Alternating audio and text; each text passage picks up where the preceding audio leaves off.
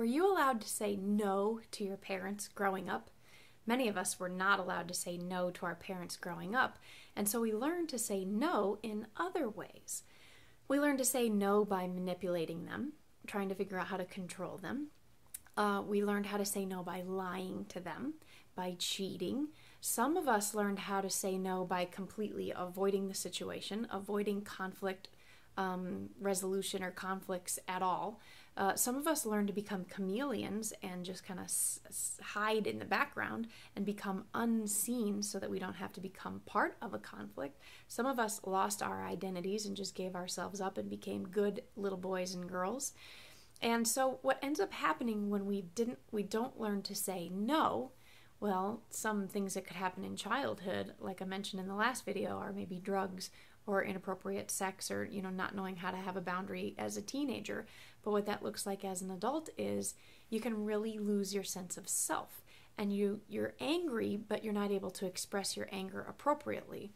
And so what ends up happening is you either end up raging or you end up becoming passive aggressive, and both of those things happen because you're stuffing your anger, you're stuffing your no, and you didn't ever learn how to speak up for yourself. And so as adults, the behavior ends up looking like controlling others. We end up being people pleasers. Some people look like doormats. They look like people are just using them all the time. That's because they don't know how to say no. They don't know how to stand up for themselves. They've lost their sense of identity.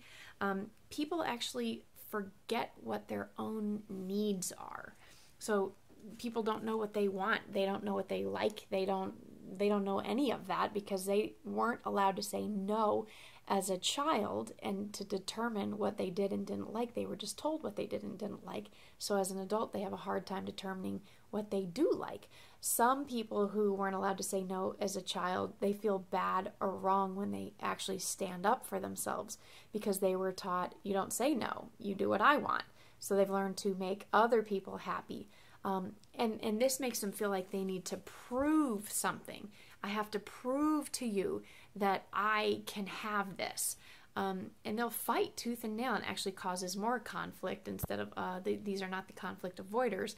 These are the people who actually create more conflict because now they're fighting for their no. And they haven't learned how to negotiate peacefully. And so in the next video, I'm actually going to show you how you can reparent yourself, or how you can parent your kids so that you can teach them how to say no appropriately. So I'll be talking to you soon. Thanks for watching.